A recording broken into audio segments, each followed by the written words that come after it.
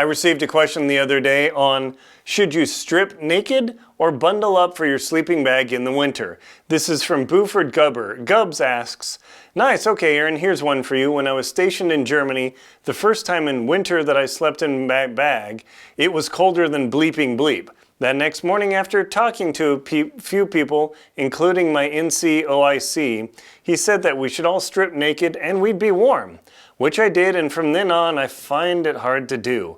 I told my experience to my sons years ago.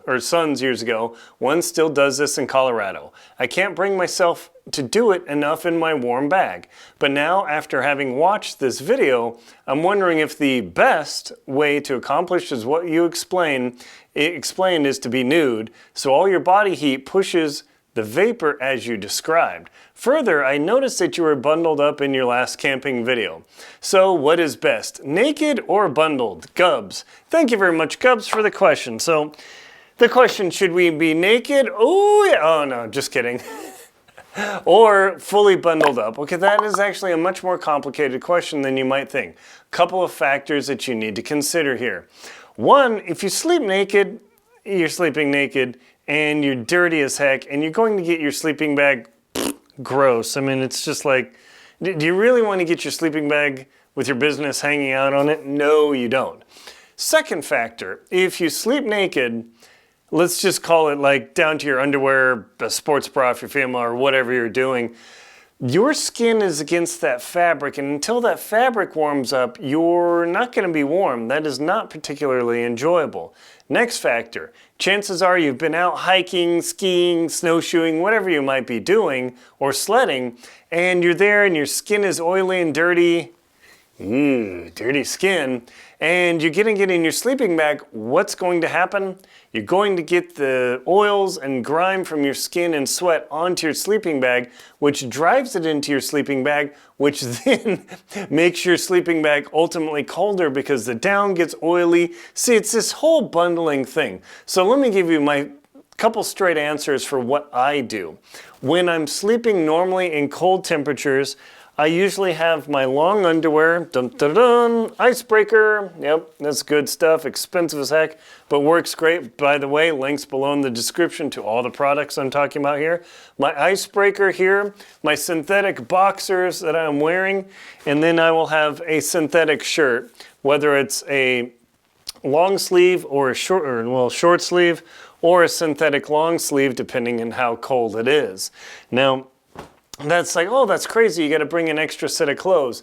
And my ultimate reason is yes, because when I'm wearing my jackets and my other clothes and I'm climbing or sweating or making a mess of myself, the last thing I want to do is get in my sleeping bag with my grimy clothes that are totally oiled up, get in my sleeping bag and chill them out, because the cold and the sweat on your clothes will tend to make you colder. Now, just like I said, whether it's a synthetic shirt, a sleeping shirt, long sleeve, short sleeve, even in the winter, sometimes if I've got my wool shirts, I'll do that. If I'm only going out a couple days, I'll actually use my synthetic, because my synthetic clothing is actually much tougher than my wool clothing. That's a part for another video. Check out that in my channel. And then between all those things, I also have, well, not my cotton socks, but I also wear my wool socks, my nice heavy wool socks. And I almost always have in the winter, the most powerful hat in the universe. That bundle pretty much takes me down to whatever temperature I've been in. Only when it's crazy cold or my sleeping bag is inadequate do I actually bundle up. And here's the point and the problem. Your sleeping bag only works when it has loft. When it's all foofed up and it's not mushed out, that is the only way your down or synthetic sleeping bag works. I've got my Western Mountaineering Antelope microfiber in my medium size, my Sea to Summit bag. So even when it's really, really cold, I make sure that my sleeping bag is adequate for the task. I do not rely on bundling up as a cheat to make sure I'm warm enough. Even in pictures and videos where I'm cold camping at minus 10 degrees or minus 10 degrees Fahrenheit or minus 22 degrees Celsius, even though I was bundled up and I'm eating and cooking and doing whatever, I get in my sleeping bag and I take my jacket and everything off, and I just use my jacket, my fleece jacket, as my pillow. Plus, I've got the bonus of not only do I have the most powerful hat in the universe on, I've got my head wrapped up in my fleece jacket, which makes a huge, huge difference in my warmth and comfort. Now, I have been caught where multiple times just over the years where I'm going out and it's super cold and the cold just saps my sleeping bag and I can't get there. Then and only then do I bundle up with adding my fleece jacket or anything, or if you've got a down jacket, don't necessarily put it on in the sleeping bag, put it on top of you.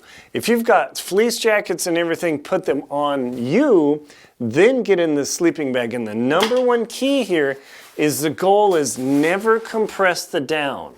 If you are wearing too much clothing and all this stuff and you're making yourself big and bulky and you compress the down, I promise you will be cold. So the key here is whatever you're wearing, go light first. Make sure your sleeping bag is up to the task first, if at all possible, because if you're relying on the cheats of, hey, let's bundle up, what happens when the temperature drops another 10 degrees, your sleeping bag isn't adequate, and your clothing isn't cutting it? You're going to have a very chilly night, and I don't want that to have happen to you. So I don't want that to happen to you. So always make sure to have a fully adequate sleeping bag and plan to sleep only in a light change of clothes, wool or synthetic, super light to do that.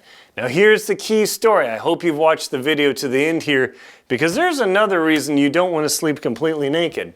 Last year, whenever I was on my last expedition, my tent partner and I got surrounded by wolves. Literally, yes, surrounded by wolves. They're doing their howling thing farther off, and they packed around us.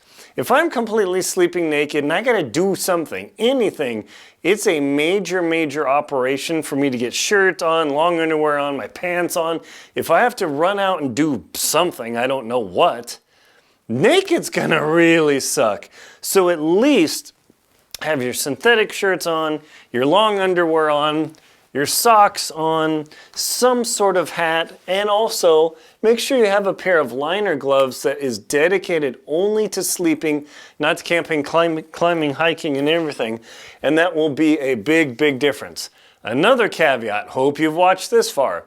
If you're in a location where, let's say you're sleeping out on a frozen lake or the frozen ocean in the Arctic, you do not want to sleep naked or even light clothed at all.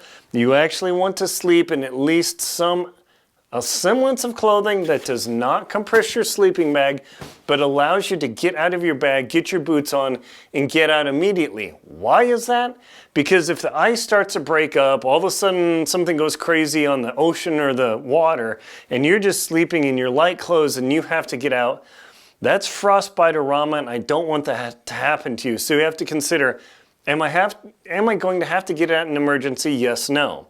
Am I going to have to deal with potential animals? Am I going to have to escape my tent for some odd reason? If not, just go with the light clothing, the hat that to rule them all, and the long underwear, and you'll be perfectly comfortable. If you are not comfortable in your sleeping bag with a light synthetic or wool shirt, long underwear, synthetic or wool, a super, super hat to rule them all, liner gloves, and socks, that means that your sleeping bag isn't adequate and you're putting yourself at risk. Get a warmer sleeping bag and never push yourself to the point. The only point I do that is, woo, the temperature cranked unexpectedly and now I've got to bundle up without mushing my sleeping bag. Hopefully that helps you. My name is Linsdau. I'm a polar explorer and professional adventurer. Please check out links in the description below to my books: Antarctic Tears, Lost at Windy Corner, Adventure Expedition 1, How to Keep Your Feet Warm in the Cold, The Jackson Hole Hiking Guide, The Most Crucial Knots to Know, and my 2024 Total Eclipse Guides, as well as please check out my show, Antarctic Tears. Thank you very much for watching. Please like, comment, and subscribe to the channel so you can get more information like this.